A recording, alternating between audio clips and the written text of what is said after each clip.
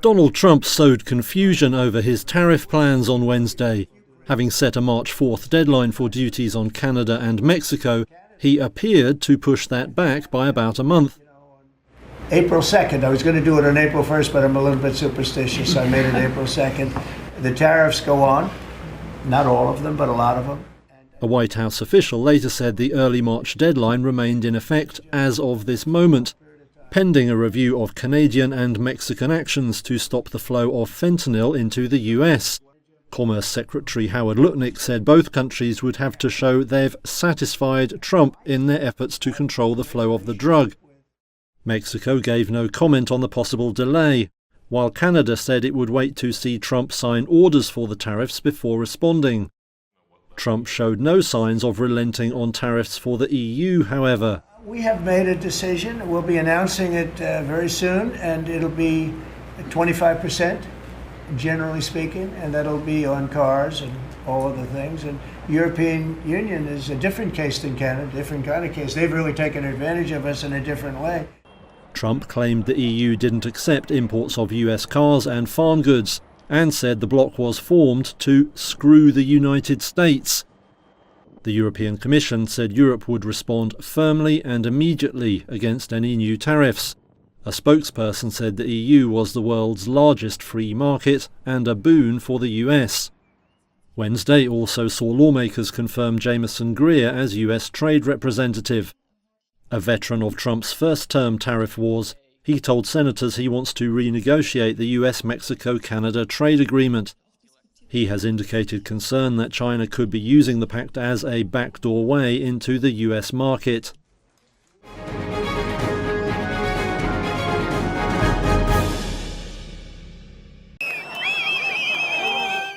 A lively crowd greeted a group of Palestinian prisoners just freed from an Israeli prison. As they walked off a bus in West Bank's Ramallah on Thursday, some of the released men wearing green jackets and keffiyehs were lifted up by the crowd. Their return is one side of the final swap in a truce between Hamas and Israel. What we've been through is a situation that the mountains can't carry. It's very hard to explain. It's very hard to talk about what we've been through. Egyptian mediators had brokered the exchange. 620 prisoners either held in Israel or by Israeli forces in Gaza in return for Hamas handing over bodies of 4 hostages. Hamas had previously identified the bodies of those of Sahi Idan, Itzhak Elgarat, Ohad Yahalomi, and Shlomo Manzur. All of them were abducted during the October 7, 2023 attack from their kibbutz home near Gaza, according to a statement from his office. The bodies were being identified in Israel, and the hostages' families would be officially notified once the process was complete. The Israeli Health Ministry said a full forensic exam to determine the cause of death will follow. According to Israeli authorities, about 30 hostages have been killed in Gaza, some by captors and others in Israeli offensives. Hamas said on Thursday that it was ready to start talks on the second phase of the ceasefire, and that the only way the remaining hostages would be freed is through commitment to the truce.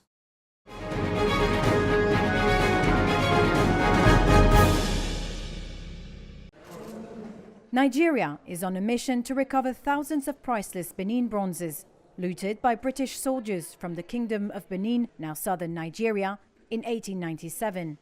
These stolen artifacts are among Africa's most significant heritage objects and are mostly scattered across Europe. For Olugba Holloway, Director General of the National Commission for Museums and Monuments, bringing these objects back means more than just putting them on display. It's about the dignity of our people and undoing the injustice of 1897. What that means is that even if we did not have a single museum, we would still be in our right to demand for our objects back.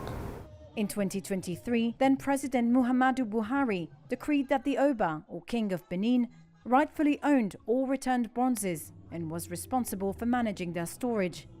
But Holloway now says the Commission has taken on that responsibility with the Oba's blessing, because the royal ruler lacks the necessary infrastructure to care for the artifacts.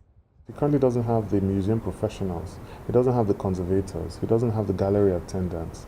So The NCMM, being the legitimate agency mandated by the government to administer antiquities, is the logical partner. And that is where the management agreement between the OBA and the NCMM comes in. Despite initial hurdles, like the University of Cambridge Museum pausing the return of over 100 artifacts following the government decree, Holloway remains optimistic. But I believe that nothing has stalled that process. It's now just a matter of time until we're able to conclude.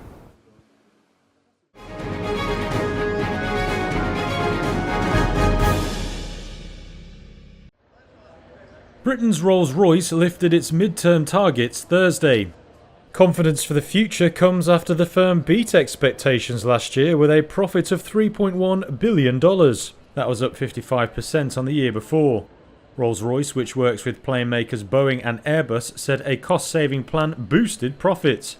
It further said it was helped by engine tweaks to ensure they can fly for longer before maintenance, and it had secured improved contract terms.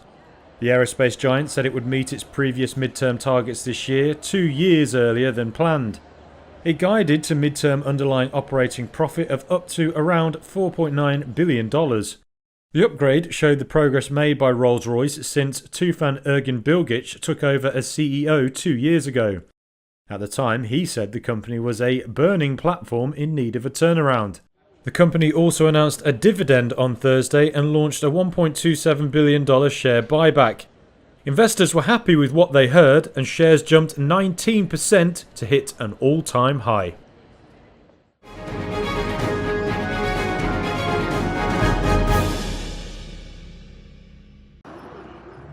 A child in West Texas has died of measles, according to Texas health officials Wednesday.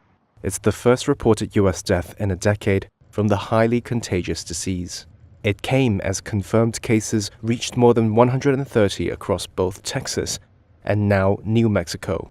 Officials say the ongoing outbreak began in a rural Mennonite community, which was close-knit and under-vaccinated, and where children are largely homeschooled. Most of the infected were small children and teenagers. Measles was declared eliminated in the United States in 2000. During a Wednesday briefing announcing the death of the child, Chief Medical Officer for Covenant Health Service Area, Dr. Lara Johnson, stressed the importance of vaccination. We were confident that we'd eradicated measles from the United States and had really gotten to a point where we just didn't see these kinds of outbreaks happening.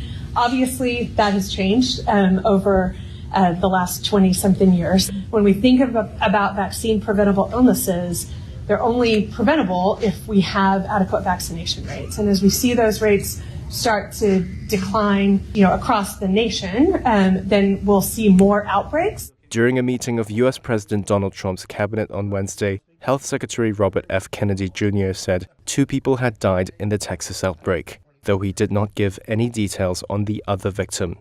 Officials say at least 124 people were known to be infected in West Texas since early February. All but 5 of them were unvaccinated. An additional 9 cases were announced on Tuesday in eastern New Mexico near the Texas state line, where the outbreak has spread to about 10 counties. Officials also say a contagious Gaines County resident traveled to several locations in and around San Antonio, nearly 400 miles away.